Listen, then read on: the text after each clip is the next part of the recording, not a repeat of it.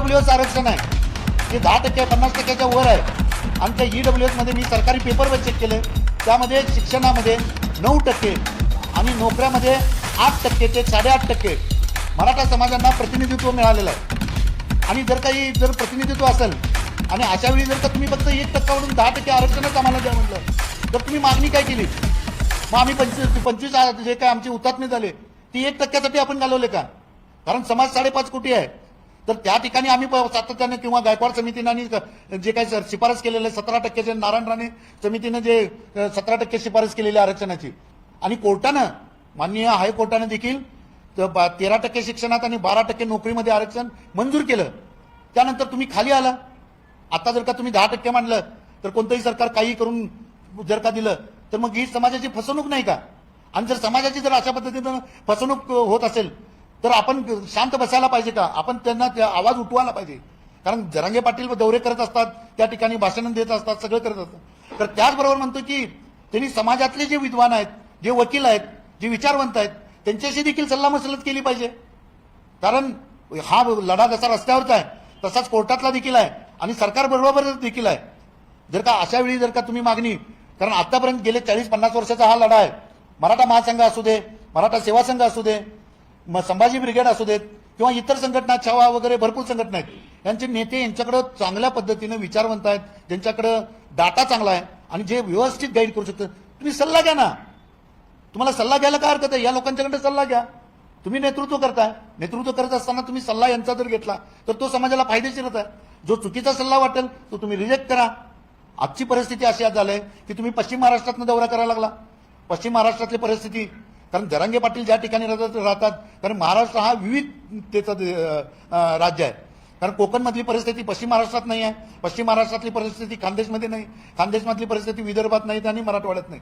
तर त्या ठिकाणच्या ज्या काही सामाजिक परिस्थिती आहे ती वेगळी आहे आणि त्यानुसार त्या मागण्या आहेत। जर का तुम्ही एक विचार करायला पश्चिम महाराष्ट्र सदन म्हणलं जातं तर पश्चिम महाराष्ट्रात देखील मराठा समाजातले गरीब लोक आहेतच, त्यांना देखील आरक्षणाची आणि शिक्षणाला सवलतीची गरज आहे। आता जर का 10% जर का जरांगे पाटलांनी मागणी केली असेल, सरकारला सोपा पेपर दिलाय त्यांनी। आता तर मी तर आता हे एक लक्षात घ्या की जर मोठा वर्ग एक असा म्हणतोय की मराठा समाजाला तुम्ही कुणबीकरण करू नका, मराठा म्हणून आम्हाला आरक्षण द्या, कारण 2000 वर्षापासून मराठा हे मराठा जात म्हणून आहे, क्षत्रिय म्हणून आहे। आणि जर का तुम्ही जर का आपल्या जर उतरंडीत बघितलं ब्राह्मण, क्षत्रिय, वैश्य आणि हे मानलं जातं, तर त्या जर का मग महाराष्ट्रात फक्त 3च राहिले, मग क्षत्रिय तुम्ही काढून टाकलं का? म्हणजे हे जे आहे असे देखील ऐतिहासिक संदर्भ आहेत। मग मराठा जर जात असेल आणि ज्यांचे सर्टिफिकेट मिळत नाहीत, आता जर प्रमाण जर बघितलं तर काही ठिकाणी 40 लाख सर्वे केले आणि त्यात कुठे तर 10,000 मिळालेत। मग राहिलेल्या लोकांनी काय करायचं? हे देखील सर्वसमावेशक पाहिजे आणि सर्वांचे तुम्ही सल्ला घ्या। सर्व जे मराठा समाजातले लोक आहेत, जर सल्ला न घेता जर का तुम्ही जर एकाधिकारशाही जर करत असेल आणि जर का आमचं मराठा पण जर घालवत असेल, पश्चिम महाराष्ट्रातला असू दे, कोकणातला असू दे आणि कुठलाही मराठा असेल ज्यांना मराठा म्हणून जात पाहिजे आहे, त्यांचं मराठा पण जर घालवत असेल ते जर देखील चुकीचं आहे, त्याचा देखील आमचा विरोध आहे। दुसरं एक लक्षात घ्या, एक महत्वाचं असं आहे की मराठा समाजातल्या ज्यांच्या नोंदी नाही आहेत त्यांना कुणबी सर्टिफिकेट दिलं तर कुठल्या कायद्यावर टिकणार हे देखील तुम्ही स्पष्ट करा। काही नोंद नाही, काही नाही, काही नाही आणि तुम्ही सरळ सरळ करते म्हणता की कुणबी हे करा। त्यानंतर त्यांनी एक मध्ये भूमिका मांडली की आम्ही जे काही आता जे कुणबी समाजातले लोक आहेत त्यांना धक्का न लागता आम्ही 50%च्या आत घेणार। अहो कॅल्क्युलेशन सिंबल आहे, 52% ऑलरेडी आरक्षण आहे, त्यात तुम्ही जाणार म्हणताय आणि धक्का तर लावणार नाही म्हणताय, म्हणजे कुठल्या कॅल्क्युलेशननं आपण बोलतो? तर मला काय म्हणायचं आहे की असे ज्यावेळी सामाजिक प्रश्न असणार, कारण हे आजचा प्रश्न आणि 8 दिवसाचा प्रश्न नाही आहे, दीर्घकालीन शेकडो वर्ष इथून पुढे हे चालणार आहे। तर असं जर असेल तर असे जे निर्णय आहेत, सामाजिक निर्णय आहेत, समाजावर मोठा परिणाम करणारे निर्णय आहेत, तर हे निर्णय घेत असताना सर्व समाजातल्या सर्व थरातल्या लोकांना विश्वासात घेतलं पाहिजे आणि विश्वासातच घेऊन निर्णय घेतले पाहिजेत। आता मी तुम्हाला सांगतो, लक्षात घ्या, त्यांनी काल जे सांगितलं EWS मधनं आम्हाला नको, हे आरक्षण 2 तारीख 24 तारीख आमचं बांधणं चालू आहे। कोर्ट, त्यानंतर गायकवाड आयोगात जे सुप्रीम कोर्टात क्युरिटी पिटिशन चालू आहे त्याचा निर्णय जर व्हायचा आहे, तुम्ही जर इकडे जर कुणबी सर्टिफिकेट काढून जर बाजूला झालं तर क्युरिटी पिटिशन आपोआप बाजूला पडणार आहे, त्यामुळे त्याला काही अर्थ राहणार नाही। आणि जर का कुणबी सर्टिफिकेट जर वेगळ्या पद्धतीने जर का सरसकट दिलं तर कोणताही साधा वकील सांगेल की ज्याला कुठलाही पुरावा नाही आहे, काहीही नाही आहे, त्यांना कुणबी सर्टिफिकेट कायदेशीर कुठेही टिकू शकत नाही। हे कुठल्याही साध्या काल पास झालेल्या वकिलाला विचारलं तरी ते देखील सांगेल. तुम्ही कोणी आणा, 100 वकील आणा, तज्ञ आणा आणि त्यांना विचारा की विदाऊट पुराव्याचं कुणबी सर्टिफिकेट टिकेल का. मग हे सरकारला वेळ काढूपणा. तोपर्यंत आमच्या लोकांनी काय करायचं. सरकारला आम्ही मागणी केलेली, सरकार काय करायला लागलंय, वेळ मेगा भरती चालू आहे, हजारो भरती चालू आहेत, मेडिकल मधल्या चालू आहेत, तुमच्या पोलिसांची भरती चालू आहेत, सगळ्या भरती चालू झालेल्या आहेत. मग त्यात आमचं प्रतिनिधित्व नाही आहे. तर मी आता परत नवीन एक अशा पद्धतीचं मागणीच करतोय की सरकारनं जे ईडब्ल्यूएसला आम्हाला जर 9% मिळतंय, तुमचं आरक्षण देणार आहे, वेळ लागणार आहे तुम्हाला. जरांगींशी तुम्ही सातत्यानं बोलणी करा, त्यांचं जे तुमचं चाललंय चालू दे, ते महिना 2 महिने 3 महिने काय असेल ते. तर प्रत्येक भरतीला आज उद्याच्या उद्या सरकारनं जाहीर केलं पाहिजे की ईडब्ल्यूएस मध्ये जे काही मराठा समाजातले लोक ईडब्ल्यूएस मध्ये हे घेतील त्यांना कुणबीचे सर्व सोयी सवलती देणार. फी माफी 50% जी फी आहे ती कुणबी नाही ती देणार.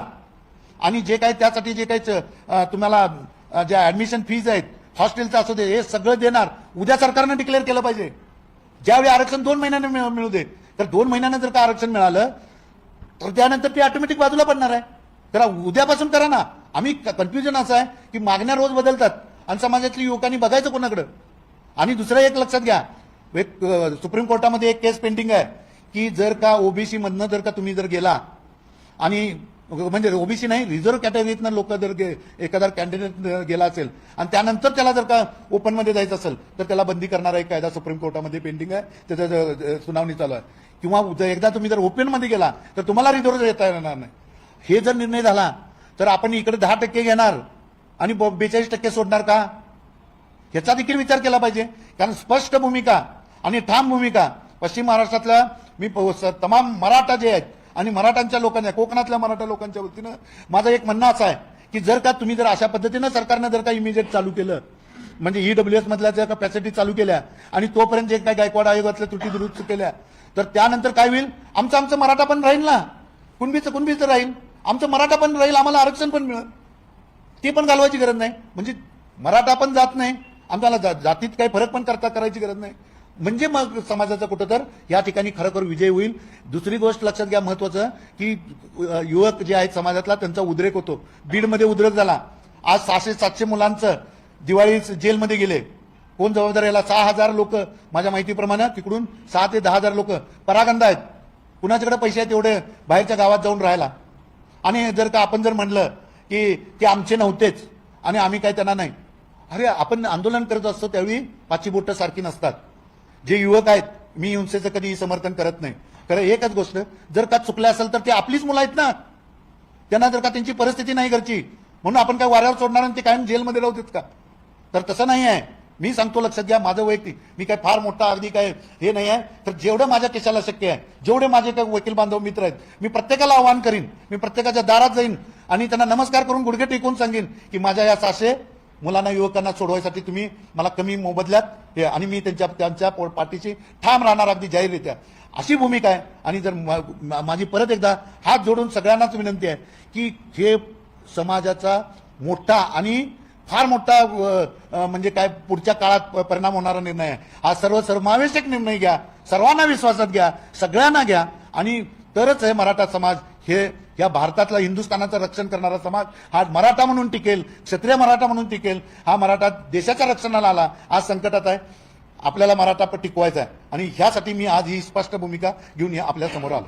जरांगे पाटलांच्या या बदलणाऱ्या भूमिकेला कोण जबाबदार आहे आणि याचा कुणाला फायदा होतोय असं वाटतं? तुम्ही विरोध कसा करता? जरांगेच्या या बदलत्या भूमिकेला त्यांचे जे सल्लागार आहेत, जे काही माझ्या माहितीप्रमाणे आजूबाजूचे, त्यांच्या गावाच्या आजूबाजूचे लोक आहेत काही, की जे काही असतील सरपंच वगैरे हे ते लोक आहेत जे त्यांच्या आजूबाजूचे आहेत, त्याच्यात असे मला कोण तज्ञ वकील वगैरे फारसे दिसले नाही. आणि जे सरकारने सगळ्यांना होतं, सरकारला देखील जे काही सरकारची जी कामं आहेत ती सरकारला करून घ्यायला होतं, विरोधी पक्षाला राजकीय फायदा घ्यायचा तो देखील घेत जातो. आणि त्याचा सगळ्यात मोठा जर इफेक्ट होत असेल तर महाराष्ट्र अस्थिर दाखवला जातोय. महाराष्ट्र अस्थिरचा अर्थ की दंगा झाला आणि प्रशासन शांत बसलं, आणि प्रशासनाने, राज्य सरकारचा दोष एक विचार करायला पाहिजे.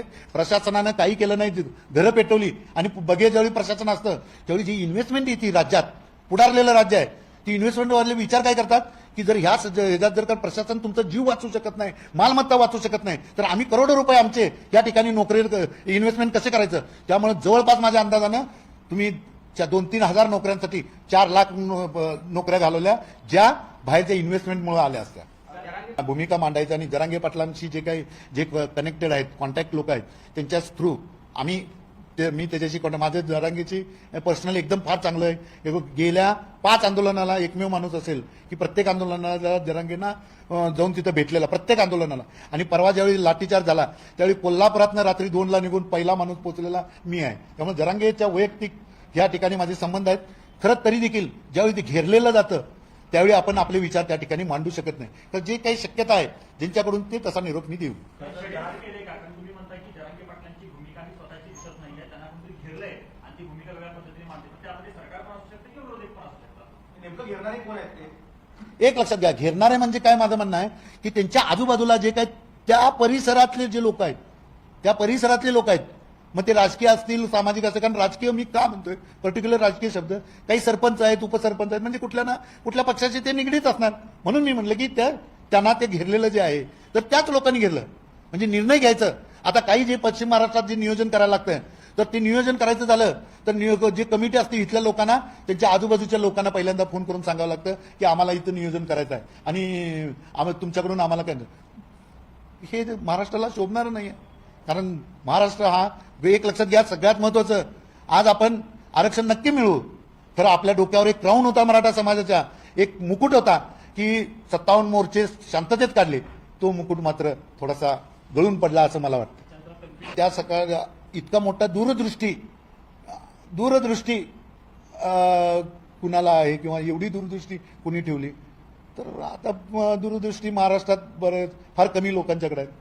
जे कमी आहेत त्यांची दूरदृष्टी मला वाटतं इथं काय लागली का नाही मला माहित नाही, खरं दूरदृष्टी दिसते. पण जरांगे पाटलांना कसा विरोध करणार किंवा कशा पद्धतीने? एक लक्षात घ्या, माझी भूमिका कायमची एक असते की समाज हा एकत्र राहायला पाहिजे.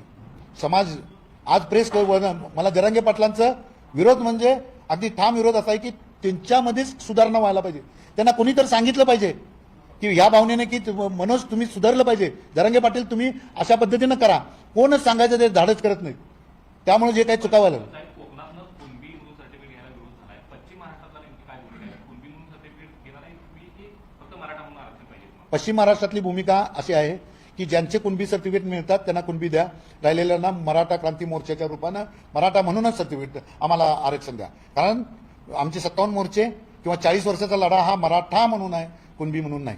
खरं तर काही दिवसापूर्वीच आबा पाटलांनी जे काही कुणबीच्या दाखल्याची आकडेवारी आता सांगितली जाते, त्याच्याबद्दल संशय व्यक्त केलेला होता. आता तुम्ही जरांगे पाटलांच्या सगळ्या भूमिकेबद्दल संशय घेताय, तर याचा फटका या आंदोलनाला किंवा ह्या इथपर्यंत आता हे मराठा आरक्षणाचा विषय आलेला आहे त्याला बसेल असं वाटत? त्याला जोडून एक प्रश्न, या आंदोलनामधनं नेमकं काय साध्य झालं वाटतं तुम्हाला?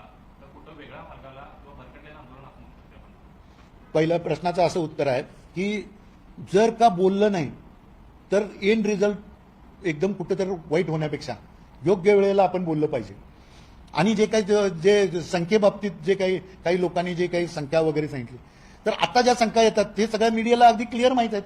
क्लिअर कट पेपर येतोय, एवढेच चेक केलं, 47 लाख केलं, 50 लाख केलं आणि त्याच्या अगेन्स्ट एवढे सर्टिफिकेट आम्हाला मिळाले. त्यामुळे त्या ज्या कन्फ्युजन आबा पाटलांनी केल्या असतील त्या कन्फ्युजनला काय नाही, कारण पेपर बोलतोय. आता कोण व्यक्ती बोलत नाही. आणि जे काही सरकारनं लगेच, मी आज या प्रेसवरनं सांगतो, मुख्यमंत्र्यांनी दिवाळी आज संपते आपल्या दृष्टीनं, भाऊबीज हे आम्हाला भाऊबीजेलाच्या दिवशी तुम्ही ओबीसीना जे काही देणार आहे ते देणार आहे ते सगळं मराठ्यांना द्या पहिला आणि मगच तुम्ही भरती करा. तोपर्यंत भरती करू नका, पहिला द्या फी माफी. मी तर त्याच्या पुढचं मागणी करतोय की जे काय आरक्षणचं आंदोलन चालू झालं त्यावेळीपासून जे काही ईडब्ल्यूएस मधनं मिळालं त्या सगळ्यांना, जे काही बाजूला पडले सगळ्यांना नोकऱ्या द्या. तिथं पीएसआयची 65 मुलं आहेत, माझ्या 18 भगिनी आहेत, त्या गेल्या 4 वर्ष त्या आझाद मैदानावर पडून आहेत, त्यांना नोकऱ्या द्या. आणि जी फी जे घेतलं बॅक डेटेड पैसे त्यांचे देऊन टाका. सरकारचं नुकसान काही नाही, सरकार कुठेतरी खर्च करणार होतं, सरकारने ते करावं. तुम्ही सकल मराठा समाज म्हणून तुम्ही आता आपली भूमिका मांडताय. कोल्हापुरामध्ये सकल मराठा समाजाचं एक आंदोलन चाललं आहे, तर मग ते कोण आहे? ते सकल मराठा आहेत की नेमकं कोण, म्हणजे कोणाची बाजू खरी म्हणायची? एक लक्षात घ्या, कसं आहे माहिती का की प्रत्येक ज्यावेळी मोठं आंदोलन, 5.5 कोटीचा समाज आहे, ज्यावेळी मोठं आंदोलन होतं त्यावेळी वेगवेगळ्या प्रकारचे विविध प्रकारचे विचार असतात. प्रत्येकाचा एम जर एक असेल तर मग प्रत्येकाचा मार्ग वेगवेगळा असू शकतो. मग कोल्हापुरातले बसलेले ते देखील आपले बांधवच आहेत आणि ते देखील हे करतात. आणि जी आचारसंहिता मला त्याबद्दल जरा जी गाठलेलं आहे आचारसंहिता बाबा, की जे मराठा समाजातले लोक आहेत, राजकीय लोकांना तुम्ही बाजूला ठेवलं पाहिजे, कोणी राजकीय मोठं इंटरफेअर नको, असं प्रत्येक ठिकाणी मी सांगत असतो. त्यांनी राजकीय लोकांना बाजूला ठेवलं, वेलकम. सातारा गादी आहे, कोल्हापूर गादी आहे. उदयन महाराजांचे महाराष्ट्र काय सगळा देश त्यांना मानतो, कोल्हापूरच्या गादीला देखील मानतो. जसं आम्ही ठामपणे सांगतो की छत्रपती शाहू महाराजांचं 1902चं आरक्षण आम्हाला रेग्युलर करा. नामदेवराव जाधव सांगतात की मी जिजाऊंचे वंशज आहेत. त्यांची कृती, त्यांचं बोलणं, त्यांचं वागणं हे मला नाही वाटत की ते कुठले वंशज असते, ते स्वतःचेच वंशज वाटतात. कारण जर का ते वंशज असते तर अशा पद्धतीचे सातारच्या गादीवर असू दे असे आरोप केले नसते. तर आमचा भावना या कायम सातारच्या आणि कोल्हापूरच्या गादीची भक्कमपणे आहे. आंदोलन करत असताना, आंदोलनाचं नेतृत्व करत असतो त्यावेळी त्यांनी एक बघितलं पाहिजे की भूमिका आपण ठाम पाहिजे, आणि काही थोडंफार जर का चेंजेस असतील तर समाजातल्या त्या तज्ज्ञ लोक आहेत, त्या समाजातल्या तज्ज्ञ लोकांचे वकील असतील, समाज आपले विचारवंत असतील, यांना सगळ्यांशी सल्लामसलत करून जर भूमिका घेतली तर आज ही वेळ येणार नाही, 7 वेळा भूमिका बदलायची वेळ येणार नाही. तर दुसरं महत्वाचं असं आहे की ज्यावेळी आपण आरक्षण मागतो, ते आरक्षण मागत असताना ज्यावेळी तुम्ही निजामाच्या नोंदी मागता, त्यानंतर परत मराठवाड्यांना सरसकट द्या म्हणता, त्यानंतर राज्यातल्या सर्वांना सरसकट द्या म्हणता, परत आता परत आम्हाला 10% द्या म्हणता. तर हे जे आहे की नाही, हे सरकार असू दे किंवा विरोधी पक्ष असू दे, त्या अशा भूमिकेनं मराठा समाजाचं अतोनात नुकसान होतंय. शरद पवारांचा एक दाखला पवार साहेबांच्या दाखल्याशी आणि ते मराठा आहेत का कुणबी आहेत का हे ह्याच्याशी आम्हाला हे असण्यापेक्षा फक्त त्यातलं एक लक्षात घ्या, पवार साहेबांच्या मुळे दाखल्यात काय लिहिलंय ह्याच्यापेक्षा महत्वाचा मुद्दा त्यातला एक आहे की पवार साहेबांनी जे GR काढला 1994चा, त्या GR मुळे पवार साहेबांच्यामुळे मराठा समाजाचं अतोनात नुकसान झालं. मग त्यांच्या याच्यावर कुणबी असू दे नाही तर मराठा असू दे, समाजाचं नुकसान मात्र झालेलं आहे. त्यामुळे दाखल्यापेक्षा जे काही त्यांचे जे काही ऍक्शन म्हणता येईल, मुख्यमंत्री असल्यामुळे त्या ऍक्शनमधनं त्यांनी मराठा आहेत हे दाखवायची गरज होती. त्यामुळे ती काही दिसली नाही, त्यामुळे मराठा समाजातले लोक त्यांना विरोध करतात.